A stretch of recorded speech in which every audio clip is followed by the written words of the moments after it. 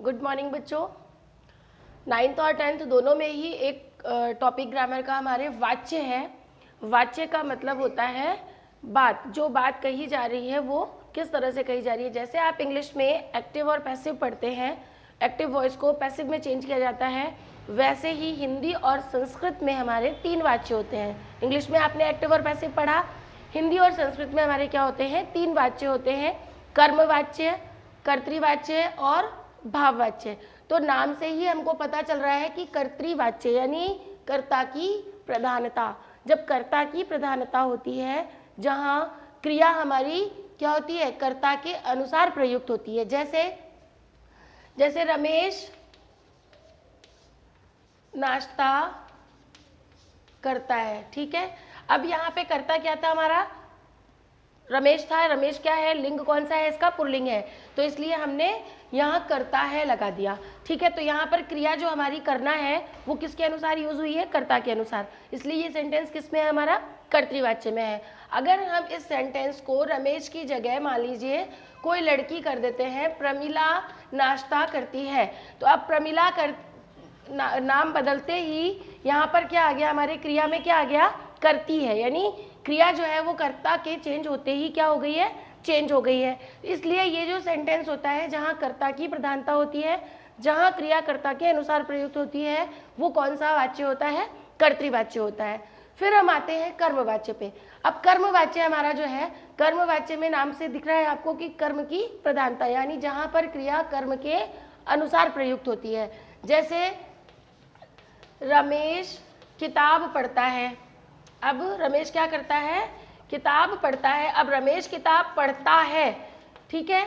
अब इसको मैं क्या कह रही हूँ, कर्म क्या है हमारा, किताब। किताब के अनुसार पढ़ता, यहाँ पर किसके अनुसार था, रमेश के अनुसार था।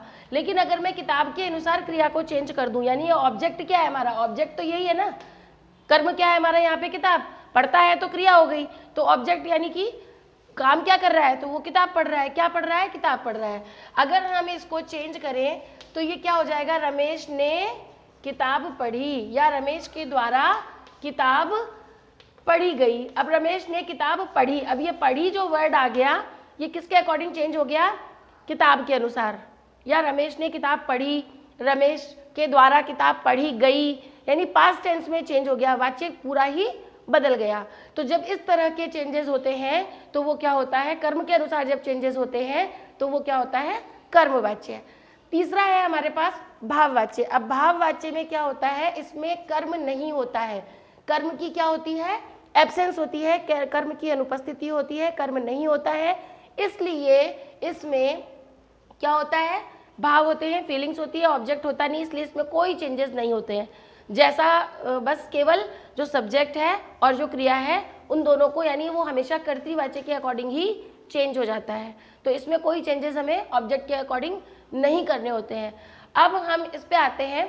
सबसे पहले आप ये याद रखिएगा कि कर्ता हमारा क्या होता है, सब्जेक्ट। सब्जेक्ट यानी कि हमारे काम को करने वाला, जिसके द्वारा क्रिया की जा रही है, या जो सेंटेंस में मेन स्थान रखता है, मुख्य स्थान रखता है, वो क्या होता है हमारा, सब्जेक्ट या कर्ता। दूसरा आता है कर्म। कर्म का मतलब है काम, काम जो हो रहा है या काम जो किया जा रहा है वो हमारा ऑब्जेक्ट आता है, उसको हम कर्म कहते हैं।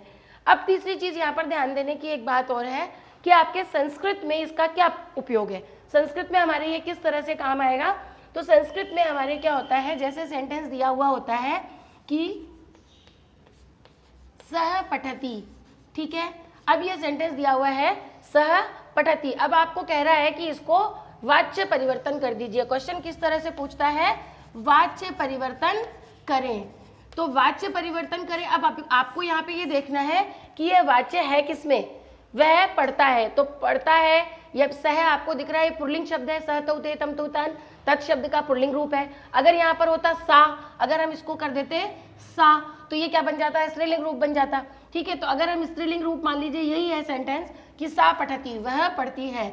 अब यहाँ आपको क्या नहीं दिख रहा है, आपको ऑब्जेक्ट नहीं दिख रहा है, ऑब्जेक्ट आपको नहीं दिखाई दे रहा है, इसलिए सिर्फ इसको हमेशा किस फॉर्म में यूज करना है, जैसे आप इंग्लिश में थर्ड फॉर्म यूज करते हैं पैसिव वॉइस बनाते समय, सेम प्रोसेसिंग हियर है कि आपको यहाँ पर भी हमेशा तीसरा पुरुष जो हमारा तीसरी विभक्ति क्रिया में पुरुष होते हैं और विभक्ति किसमें होती है, शब्द रूप में। तो जो शब्द यहाँ दिख रहा है उसकी हमें कौन सी विभक्ति यूज करनी है, थर्ड विभक्ति, तीसरी विभक्ति हमें यूज करनी है। और इसका रूप कैसा चल जाएगा, इसका रूप अभी मैं आपको बताती हूँ। ये भी पूरी तरह से क्रिया में बदल जाएगा। तो ये जब सेंटेंस बदलेगा तो वह पढ़ती है, इसका मतलब है वह पढ़ती है, ठीक है। अब वह पढ़ती है चेंज किस में हो जाएगा, उसके द्वारा पढ़ा गया। क्या चेंज हो जाएगा, उसके द्वारा पढ़ा गया। यही सेंस है इसका। तो यानी ये किस में चला गया हमारा, पास्ट में। ये जो सेंटेंस आपको दिख रहा है ये किस में चला गया, पास्ट में। पास्ट में जाने के कारण हमको क्या यूज करना पड़ता है, तृतीया विभक्ति, क्योंकि आपको यहाँ पर क्या दिख रहा है, द्वारा। कारक चिन्ह आपने पढ़े हैं, कर्ता ने कर्म को करण से द्वारा, तो से द्वारा जो कारक चिन्ह है वो आपको यहाँ दिख रहा है और इसीलिए हमेशा इसमें हमें तृतीया विभक्ति यूज करनी होती है। तो यहाँ तक आपको समझ में आया या नहीं आया? अगर नहीं समझ में आया है तो रिवाइज करके इस वीडियो को बार बार देखना आप। उसके बाद मैं आपको एक शब्द रूप लिखवाऊंगी, तो वो नेक्स्ट वीडियो में आपको शब्द रूप दिखवाती हूँ कि जो ये पठती है वो किस तरह से चेंज होगा, यानी जो क्रिया है वो किस तरह से चेंज होगी। सिर्फ इतनी सी मोटी सी बात आपको समझ में आनी चाहिए कि ये जो करता है हमें इसे तृतीया विभक्ति में ले जाना है। क्रिया भी हमेशा क्या हो जाएगी, कर्ता के अनुसार ही चलेगी, क्योंकि यहाँ पे ऑब्जेक्ट नहीं है। इसका मतलब ये कौन सा सेंटेंस हो गया, हमारे भाववाच्य का सेंटेंस हो गया, क्योंकि इसमें ऑब्जेक्ट की अनुपस्थिति। हम ऑब्जेक्ट के अकॉर्डिंग कोई भी चेंजेस नहीं कर सकते, सिर्फ सब्जेक्ट के अकॉर्डिंग ही चेंजेस करने हमको। तो कर्तृवाच्य और भाववाच्य और कर्मवाच्य, इसको रिवाइज करके ढंग से वीडियो आप देखिएगा, रिवाइंड करके वीडियो को बार बार देखिएगा ताकि आपको क्लियर हो जाए।